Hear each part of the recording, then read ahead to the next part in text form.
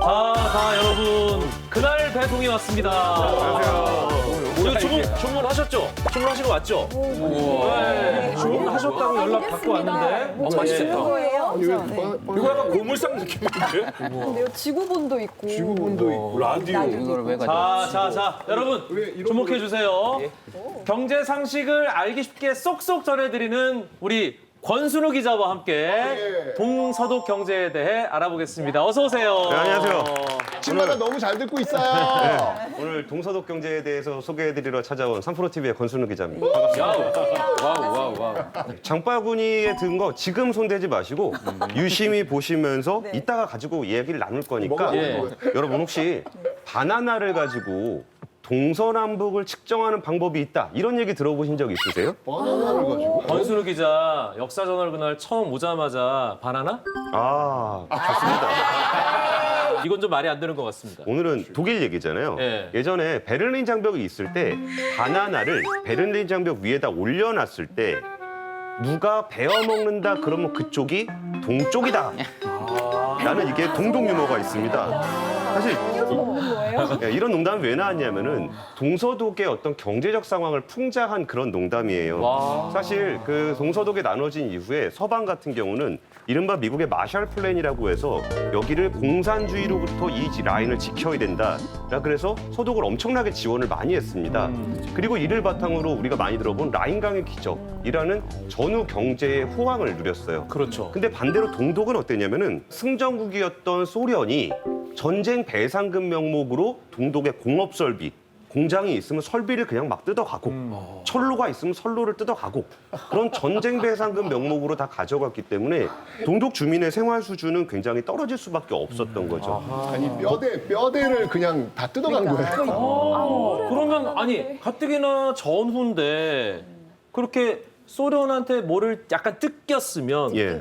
동독 쪽은 먹고 살기가 더 힘들었겠네요. 여러모로 안 좋았던 거죠. 네. 그럼 이제 없는 것도 없는 건데 그럼 앞으로 꾸려가는 건 어떻게 꾸려갈 거냐를 봤을 때 동독 같은 경우는 이제 공산주의 국가 체제로 돼 있었잖아요. 그렇죠. 그러니까 민간 기업을 국유화하고 모든 걸 국가가 통제를 하려고 했었고 심지어 임금, 시간, 가격까지도 정부가 다 결정을 했기 때문에 굉장히 큰 비효율이 발생을 했었던 거예요. 우리 중고등학교 사회 시간에 배우잖아요. 자본주의와 공산주의의 차이, 계획경제의 문제점. 그래서 이 비효율성을 조롱하는 동독식의 독일 유머라는 것들이 좀 있는데 아니, 독일이 상당히 재미없는 나라로 저는 알고 있어요.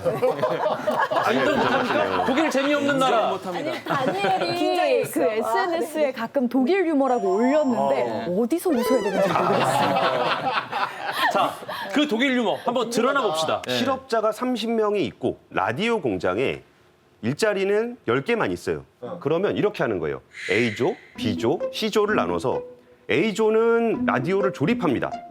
B조는 완성된 라디오를 분해합니다. C조는 분해된 라디오를 다시 조립합니다. 그러면 정부는 우리는 완전 고용을 달성한 실업자가 없는 파라다이스 정부입니다. 라고 자랑을 하는 거죠. 이거 군대 다녀온 사람들은 뭔지 알아요. 네. 작업을 시켜야 되는데 일이 없어요. 그럼 일단 땅을 파라고 해요. 그리고 다시 땅을 메우라고 해. 그리고 다시 파. 다시 메워. 거의 이건데. 그리고 이게 정부가 주도를 하려면 정부가 주도를 잘해야 되잖아요. 근데 그 당시에 동독 정부 같은 경우에는 화학이라든지 정밀기계, 이른바 중공업이라고 불리는 품목들, 국제시장에서 경쟁력이 있는 분야에 우선순위를 뒀어요. 그러다 보니까 사람들이 생활해야 되는 소비재라든지 공산품 같은 부분의 생산성이 굉장히 떨어지게 된 겁니다. 베를린 장벽이 세워지기 직전인 1950년대를 보면 동독의 생산성은 서독보다 한 25%가 낮았고 그리고 국민들이 느끼는 생활 수준은 무려 40%나 낮았던 상황이었습니다. 절반 정도밖에 안 됐던 거네요. 그러니까 솔직히 동독 사람들은 당연히 나 이렇게 못 살겠어. 나도 서독 갈 거야. 이럴 것 같아요. 맞아요. 이거 가만 보면 젊은 사람들이 이건 미래 없다.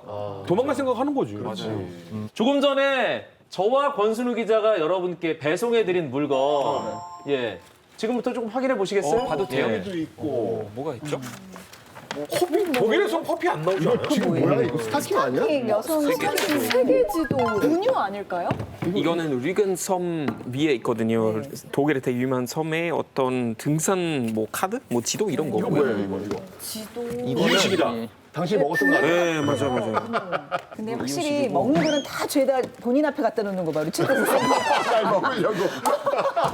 초콜릿 안 뺏겼지. 조금 있었어.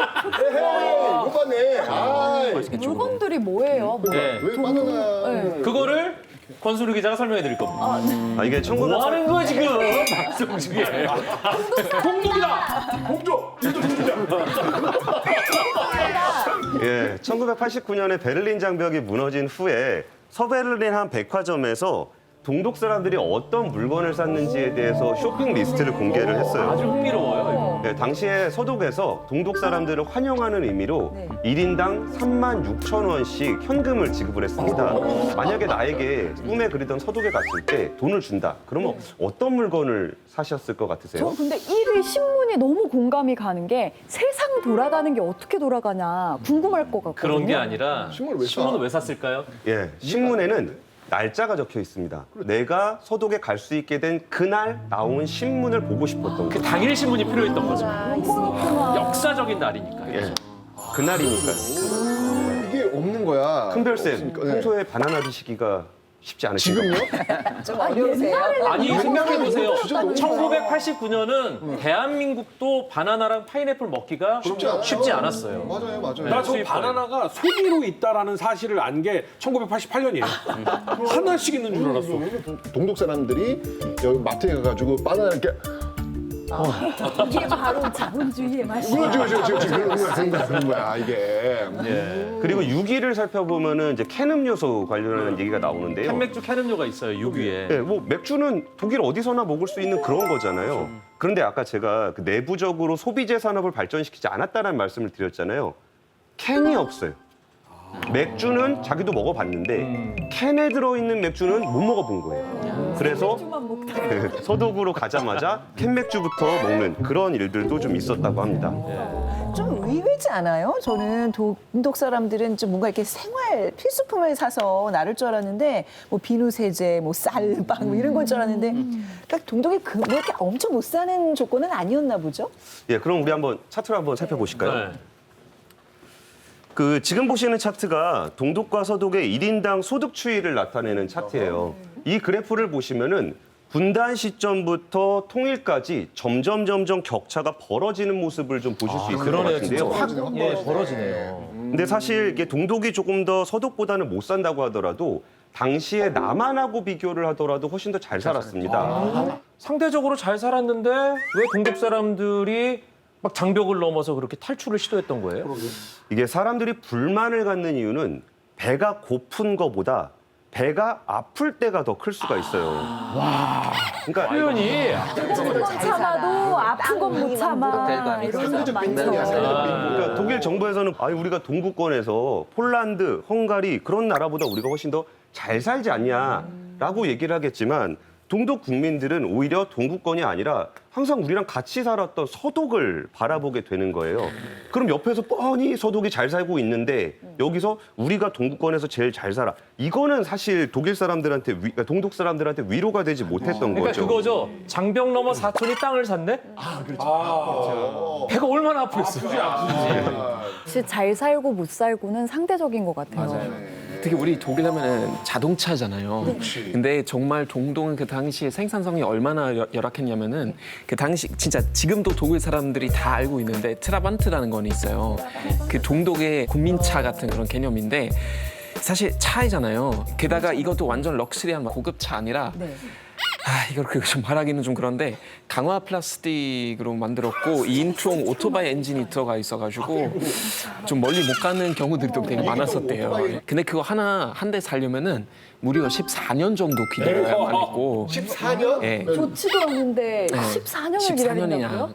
기다려야 되는데 그 당시 이미 이제 서독에서 막 폴크스와겐 뭐 골프 막 생기고 막 그럴 때가였으니까. 200년 자동차인데 웬일이야. 뭐야, 난 이 차 타는데 왜 이렇게 좋은 차 타? 이렇게 비교가 바로 되니까 더 불만이 많이 쌓였을 것 같아요. 그래서 동독이 베를린 시안에 장벽을 세웠습니다. 그러면 이 장벽 건설은 동독 입장에서 성공적이었을까요? 모두가 아는 대로 서독과의 생활 격차, 경제 격차는 점점 더 벌어졌고 장벽을 넘는 탈출 시도는 계속 이어집니다.